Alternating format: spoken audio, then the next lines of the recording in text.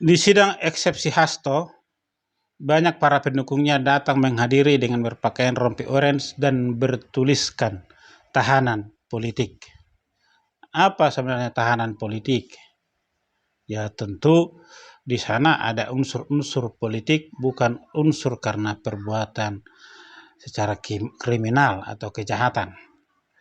Sepemahaman saya, pada zamannya Soeharto dulu banyak tahanan politik. Tahanan politik yang seperti apa? Mereka yang ditahan karena dianggap menghalang-halangi pemerintahan yang dipimpin oleh Soeharto. Mereka dianggap akan mengganggu roda pemerintahan pada masa kepemimpinan beliau. Dari dia mulai menjadi presiden, kemudian berlanjut terus dia tetap menjadi presiden. Artinya apa? Dalam periode pertama, periode kedua, dia kan 32 tahun memerintah. Artinya di 5 tahun pertama, 5 tahun kedua, dia banyak yang tidak suka. Dan menurut pandangannya, orang-orang ini adalah akan menghalangi dia menjadi memerintah, maka mereka ditahan. Inilah yang disebut dengan tahanan politik untuk mengamankan masa pemerintahannya ke depan. Nah, sekarang ketika Hasto disidang dan dia dikatakan tahanan politik siapa? Ya, tahanan politik oleh siapa? Oleh pemerintahan atau Presiden Prabowo. Atas dasar apa? Atas dasar apa pemerintahan Prabowo menahan Hasto secara politik? Bukankah Prabowo baru memimpin? Ya, dan dia dipilih langsung. Dia dipilih langsung loh. Bukan pemilihan berdasarkan seperti zamannya Soeharto. Dan kemudian dia baru memimpin. Ya, terkecuali misalkan mengikuti seperti zamannya Soeharto. Kalau di periode pertama contohnya Jokowi, ya, di periode pertama contohnya Jokowi mau dia melanjutkan ke periode kedua, maka dia melihat ada orang-orang di dalam partai yang akan menghalang-halangi dia untuk maju di periode kedua, maka orang-orang ini akan dibuatkannya serasa penjahat atau bersalah atau ditahan, dikriminalisasi dengan tanpa bukti, dengan tanpa alasan tiba-tiba masuk penjara.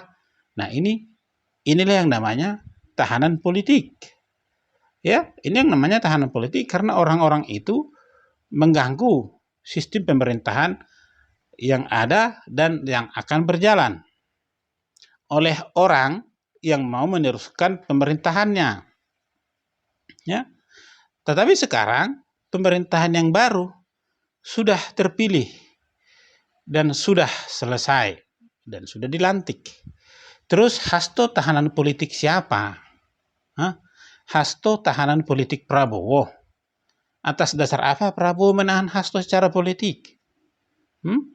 Nggak ada urusan, nggak ada hubungan.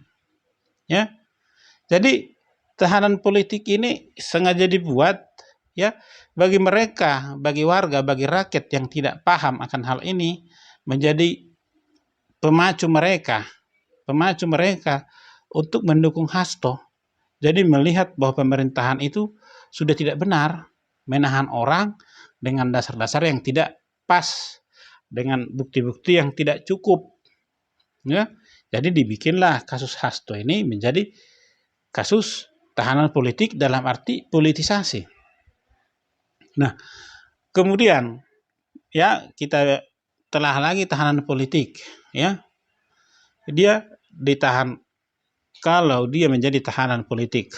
Contoh ya, Prabowo sudah ingin berkuasa. Ya, sudah ingin berkuasa, kita mau menjalani masa pilpres. Nah, dia melirik bahwa Hasto itu dari partai PDIP yang tidak menginginkan dia menjadi presiden. Maka sebelum perhelatan akbar itu dilakukan, maka Hasto ini perlu dijaga mulutnya biar jangan ngoceh, kan begitu. Nah, disinilah dia dilakukan penahanan. Ya, disinilah dia ditahan supaya roda pemerintahan dari partai, penggerak partai itu tidak berjalan dengan maksimal karena sekjennya ditahan. Sehingga dengan begitu calon yang mereka usung akan kalah. Tapi kan tidak begitu. Ya. Tapi kan tidak begitu. Pilpres sudah selesai dengan baik. Pilkada juga sudah berjalan dengan baik. Ya. Terus atas dasar politik apa Hasto ditahan sekarang? Hah? Karena kalau dibilang Hasto tahanan politik, berarti kan tahanan politiknya daripada Bapak Presiden yang sekarang, Prabowo Subianto. Nah, politik apa yang dibuat oleh Hasto, ya, gerakan apa yang ingin dibuat oleh Hasto mau menggulingkan Prabowo sehingga dia ditahan? Kan itu menjadi pertanyaan. Ya kan? Makanya tahanan politik seperti yang dia bilang itu, tahanan politik oleh siapa? Sementara di eksepsinya dia bawa-bawa nama Jokowi. Jokowi sekarang bukan penguasa, bukan juga anggota partai. Dia hanya rakyat biasa. Nah, seperti yang pernah juga saya sampaikan, Jokowi tidak bisa lagi berbuat apa-apa terhadap Prabowo sekarang. Ya. Jadi, sekalipun mereka dekat, Prabowo hanya merasa bahwa Jokowi punya peran besar terhadap kemenangan dia. Tetapi dalam hal memimpin negara, roda pemerintahan, ya, Prabowo lah yang menjalankannya 100%. Tidak ada unsur Jokowi. Sekalipun Gibran ada di sana. Ya, menurut saya seperti itu. Dia juga ketua umum partai loh. Partai besar. Ya, kadernya juga banyak. Maka dia bisa mencalonkan diri menjadi capres kan sebanyak 3 kali. 2 kali kalah, terakhir dia menang. Nah, sekarang dia mau dikendalikan oleh siapa? Dikendalikan oleh Jokowi. Nggak bisa. Justru kalau Jokowi mau mencoba mengendalikan dia, itu berbahaya bagi Gibran. Ya. Jokowi hanya bisa memberikan pandangan-pandangannya, tapi segala keputusan itu haknya Prabowo. Ya. Jadi kalau kasus Hasto dihubungkan dengan Jokowi dengan istilah tahanan politik, itu tidak berdasar. Maka sebutan tahanan politik dari Hasto ini adalah tuduhan, menurut saya, tuduhan kriminalisasi terhadap Prabowo sebenarnya.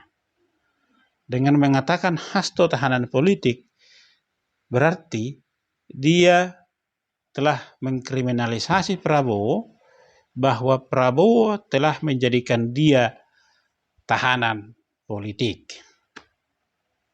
Jadi tidak ada hubungannya dengan Jokowi. Jokowi tidak bisa melakukan hal itu.